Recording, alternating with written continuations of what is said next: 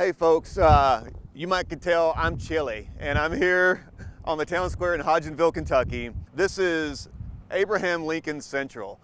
When I was a kid going to Temple Hill Elementary School in southern Barron County, we took some field trips. We went to the Horse Cave Theater, we went to Mammoth Cave. I remember being in first or second grade and coming to Abraham Lincoln's boyhood home. There's a cabin there, and that image has stuck with me over the years. Today I get to see it again. Who knows, we might even see somebody famous there. So come along with me while we check out Abraham Lincoln's birthplace and boyhood home.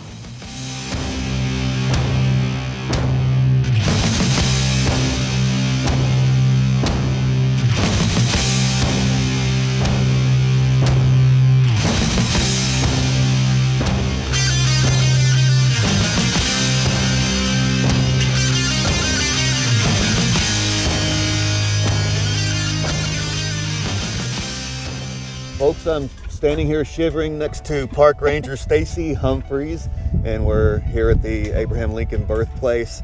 Stacy's about to take us up these steps to show us the inside of this building. Stacy, what will we see in here? You're going to see a symbolic cabin. We like to say that it's a symbol because this is not going to be the actual cabin that Abraham Lincoln was born in. That's usually the first question that everybody asks us when they come to this park. Is this the cabin? And unfortunately, I have to disappoint a lot of people and say, I'm sorry, it isn't. For a long time, there's a bit of a mystery about the cabin. They thought it was for a time. They even thought at some point in the history that it was actually logs from Lincoln's birth cabin as well as the logs from the cabin that Jefferson Davis was born in. Oh, wow. So you had kind of the opposing presidents from the Civil War.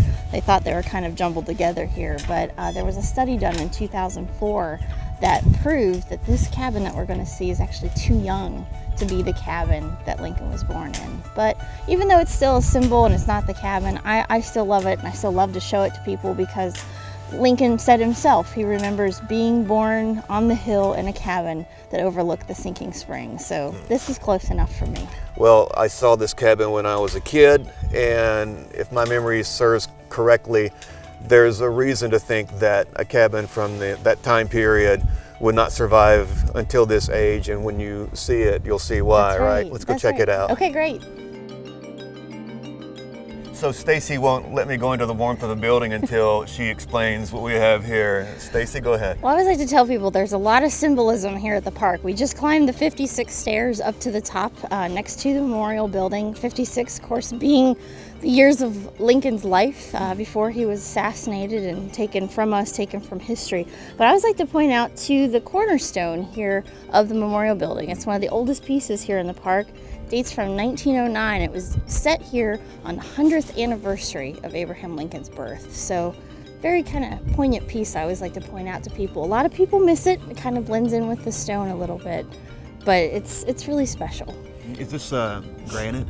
It is. It is granite here, and then in the interior we'll see marble. Okay. On the inside. And it's warmer in there too. Thank you for explaining that. Let's go into the interior and see the cabin. Okay, great.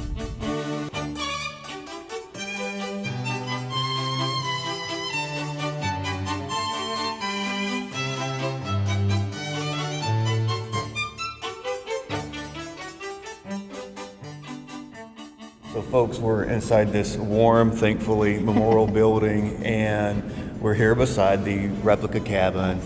Stacy, tell us about the structure. Well, this structure would be very typical of what you would see if I could take you back in time to when Abe and his family lived here in Kentucky. A lot of families lived this way. It would have been very normal living for a lot of Lincoln neighbors.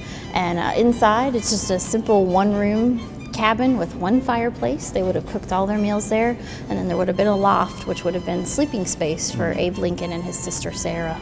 And to get to the loft, obviously you climb some kind of wooden, right, a rustic wooden ladder, exactly. And the construction is very typical. It's got the wood logs with the chinking in between the logs. It helps keep the weather out. Like on a cold day like today, they would be nice and warm in here. And a lot of creativity went into creating this cabin. The chimney, if you look at it, it's very different. It only goes part way up, and that's because there were a lot of fires because they cooked all their meals in the fireplace.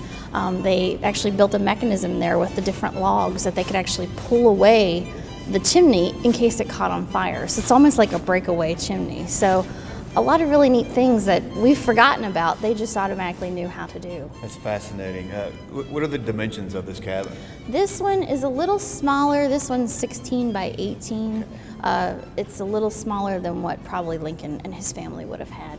And Mr. President would have lived here during what years? He was born in 1809. They lived here for 2 years, so about 1811, and that's when they moved out to the Knob Creek Farm, which is about 10 miles from here. What would the windows have been covered? Like, what kind of windows would have been in here? This is a typical window. It just would have been a simple opening. Sometimes I've read where sometimes they would cover it either with cloth, like maybe perhaps a piece of quilts, or even like an oilcloth, just to keep out the weather, like in the wintertime. Oftentimes in the summer, it would have just simply been an opening like you see here. Of course. Coming up, we walk down to the water source that nurtured the young emancipator.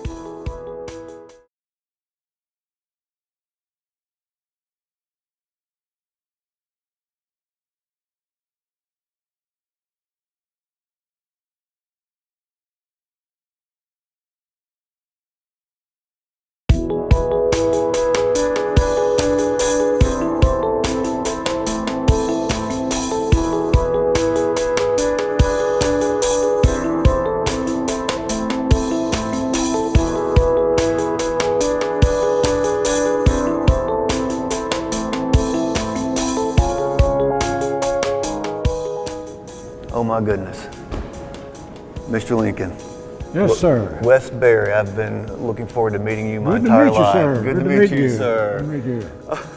Fabulous seeing you here today in front of your birthplace. Yes, yes. I understand that you probably don't have memories attached to this place, but maybe heard stories about the birthplace from your dad. Only what my parents told me, yes. My father said that Sister Sarah and I would sleep in a loft located in this end of the cabin, and that's where we would retire for the evening. My parents slept down on the floor there. I have a few memories of the farm, very few, but just what my parents told me about the sinking springs where that we would get our water for bathing and drinking and washing our clothes. Now the sinking spring is just right outside here, right, sir? Yeah, right down the hill, just a very short distance. Would you take me outside and show it to me? Certainly would, be glad to do that for you.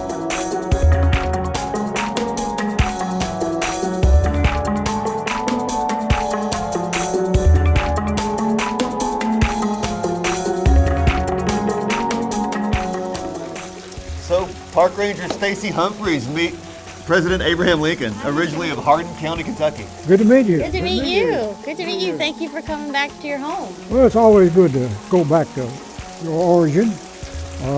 This is a spring where my parents got their water for bathing and drinking, fed the livestock the water here. I don't remember that, but that's what my father told me. I'm sure you have a little more information on this tonight. Yeah, we also said too, sometimes it's where we always say where perhaps you got your first drink of water from. Well, this is also known as a karst window. It's a naturally occurring feature that happened here because Kentucky has so many caves, which I'm sure you both are well of. And it's just basically a cave that a hole has opened up or it's caved into, and this natural spring flows down into that made for a perfect drinking source. I imagine the limestone that is here also filters that water really well. Yeah, it does, and it's pretty fresh water. I was looking today, unfortunately, none of our little friends are here visit us. Sometimes we have a turtle or crawfish that live down in there that we see from time to time. He would probably need a coat today. You would probably need a coat and a scarf. Mr. Lincoln, in our time, we have these things we call taps. You know, we just turn them on, the water comes out. It's chlorinated, tastes nasty. I think in some ways this had to be really hard to come down and get your drinking water from here, but at least I bet it was absolutely delicious. Taps, now, that's what they dredge they play at a funeral, is it not? Well, that's a different kind of tap, sir. Oh, excuse me. Next, we see history written in the rings of an ancient oak tree, and Honest Dave shows us the Lincoln Family Bible.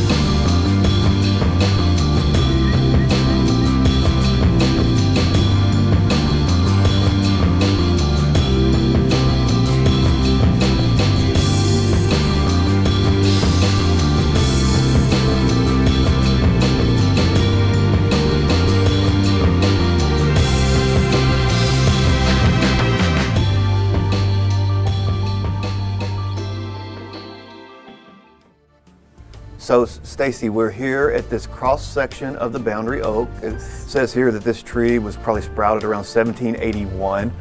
Why is it called the boundary oak? It's called the boundary oak because it's set here at the corner of the property of Sinking Spring Farm. In fact, if you look at the old surveying maps that we have copies of from the time period, you can see it referenced on those old surveying maps that they used this tree as a point of reference, as a boundary for the property for Sinking Spring Farm. Hence the name, boundary oak tree. It's amazing. You can see all the tree rings in it. What else can you tell me about it? Well, I always like to think about, this was here. Lincoln would have seen a piece of this tree, and it's just kind of like a tangible link that we have with him, which I think is very special. And I always like to stand here and look at the different rings because it really marks time. And outside of Lincoln, one of the other important dates is 1906, which is when the Lincoln Farm Association bought the Sinking Spring Farm. It was a group of private citizens that thought this was such an important place. They wanted to save it for the future. So they bought it, and plans were then made to return the cabin and then build a memorial building. And then in 1916, also marked by the tree would have been standing here, is when the Park Service took this property over. So it's really an interesting link that we have to Lincoln. Yeah, it's beautiful. And you can tell by looking at the big thick rings, those designate warm years Right. in the history, right? Right.